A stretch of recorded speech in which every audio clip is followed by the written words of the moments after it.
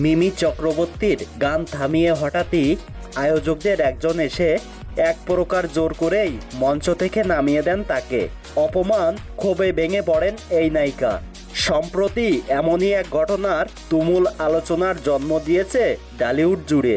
আলোর ঝলমলে অনুষ্ঠানের মঞ্চের সামনে উচ্ছ্বাসিত দর্শক, আর ঠিক সেই সময়ই ঘটে গেল এমন এক ঘটনা যা পশ্চিমবঙ্গে ব্যাপক ঝড় ঝরেছে।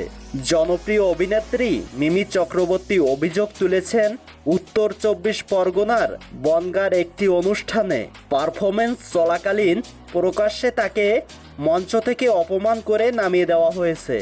জানা যায়, বনগাঁর নয়া গোপালগঞ্জ সঙ্গের এক সাংস্কৃতিক অনুষ্ঠানে অংশ নিতে দেরিতে পৌঁছালেও মিমি চক্রবর্তী মঞ্চে উঠে দর্শকদের অভিবাদ জানান।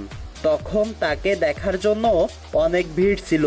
তবে অভিযোগ, পারফরমেন্স চলাকালীন আয়োজকদের কয়েকজন সদস্য তাকে মঞ্চ থেকে নামিয়ে দেন এবং ছবি তুলতে অপেক্ষায় থাকা দর্শকদেরও সরিয়ে দেওয়া হয়।